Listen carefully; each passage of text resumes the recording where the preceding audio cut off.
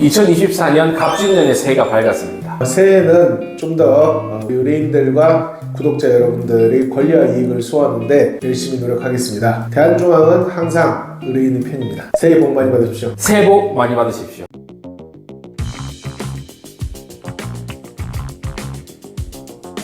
안녕하세요. 대한중앙부동산연구소 김소장입니다. 안녕하세요. 대한중앙 대표 조기현 변호사입니다.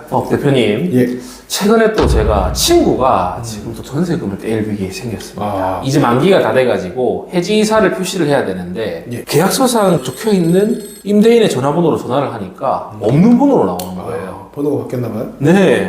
이 친구가 지금 이제 해지 의사 표시를 하려면은 2개월에서 6개월 사이에 해야 되는데 그렇죠. 날짜가 다가오는 거예요. 이제 자칫 잘못하면은 묵시적 갱신으로 넘어가 버릴 위기가 된 겁니다. 근데 다행스럽게도 부동산에 전화를 하니까 임대인 번호가 바뀐 번호를 알려줬어요.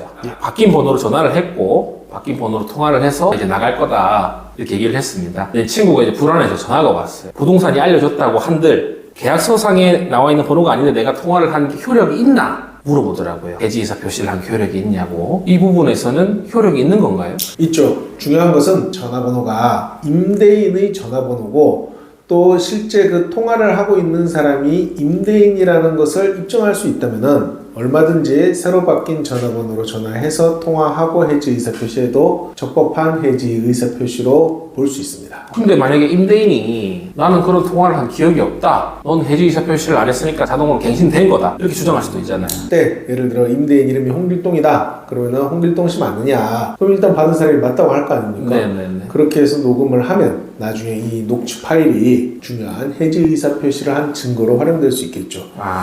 설령 또 이름을 말하지 않는다 하더라도 문서랑 달리 목소리는 이른바 성문이라는 것이 있기 때문에 지문 비슷한 네네네. 목소리마다 사람을 구분 지을 수 있는 특징이 있기 때문에 그것도 이렇게 분석이 가능한가 보네요. 실제로 만약에 법적인 분쟁으로 들어가서 소송하게 되면은 성문 분석도 얼마든지 가능할 수 있겠죠. 하지만 가장 확실한 거는 임대인한테 문서로 내용 증명도 보내면서 새로 바뀐 전화번호로 전화를 해서 새로 바뀐 전화번호로 전화했을 때 임대인 이름도 한번 불러주고 그런 식으로 진행하면은 의사 표시가 도달했다라고 확실히 입증할 수 있을 것입니다. 어쨌든 그러면은 계약서상 번호가 바뀌었더라도 통화 녹음을 했다면 이것도 해지 의사 표현을 한 거로 볼 수가 있다. 근데 이제 주의해야 될 점은 이름도 한번 물어보고 녹음은 필수고. 알겠습니다. 혹시 그러면은 아예 잠수를 타버렸다. 전화도 연락도 안 되고 내용 증명을 보내도 계속 반송이 되고. 적법한 해지 의사 표시를 임대인에게 기존 핸드폰 번호로도 하고 문자도 보내놓고 내용 증명도 보내고 그러면 임차인 입장에서는 더 이상 어떤 특별한 귀책 없이 의사 표시는 다 하지 않았습니까? 계약 종료 시점에서 임차인은 계약 종료를 주장할 수 있는 상황은 얼마든지 만들었다고 볼 수 있습니다. 근데 임대인이 또 계속 주장을 할 수가 있겠네. 나는 게 전달을 받지 못했다. 주장할 여지가 있고 특히 이 경우에 문제가 되는 것은 그 임차인 입장에서는 보증금을 못 받고 나가야 되는 그런 문제점이 가장 큰 문제가 될 수 있겠죠. 또 그럼 아까 방금 전에 상황은 법적으로 또 분쟁이 있어서 다퉈볼 수도 있겠네요. 그렇죠. 그럼 결국 이제 보증금 반환 청구 소송을 만약에 하게 되면은 소송 내에서 임대인의 소재지가 완전히 불명이라면은 공시송달 등 임대인한테 실제 소장이 날아가지 않아도 임대인이 소장을 받은 것처럼 취급해서 임차인이 이 보증금 반환 청구 소송 등에서 승소할 수 있는 제도가 있습니다. 결국 승소하기는 하겠지만 그 시점에 이제 또 보증금을 받기 위해서는 기타 여러 가지 강제 집행 절차에 들어가야 된다든지 임차인 입장에서는 또 이 집을 함부로 비웠을 때 대항력을 상실할 위험성도 있기 때문에 하나하나 잘 따져봐야 되겠죠. 참 임차인들이 참 힘듭니다 요즘에. 임대인도 힘들고. 맞습니다.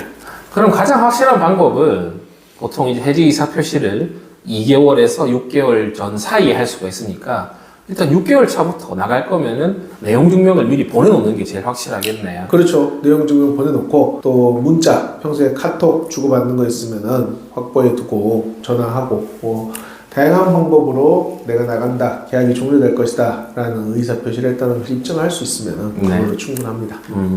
지금 제 친구의 경우에도 지금 2달 얼마 안 남았어요. 며칠만 지나면은 묵시적 갱신이 돼버리는 겁니다. 그러니까 내용 증명을 했다고 하더라도 그게 뭐 하루 이틀 걸리니까. 그렇죠. 그래서 딱 2달 남았을 때 이렇게 해지이사 표시를 하시면 안 되고 좀 더 넉넉하게 넉넉하게 내용 증명도 보낼 수 있을 정도의 기간이 남았을 때 하시는 게 가장 안전할 것으로 보입니다. 자, 오늘은 제 친구를 사례로 한번 대표 변호사님과 말씀 나눠봤습니다. 앞으로도 좋은 부동산 콘텐츠로 찾아뵙겠습니다. 감사합니다. 감사합니다.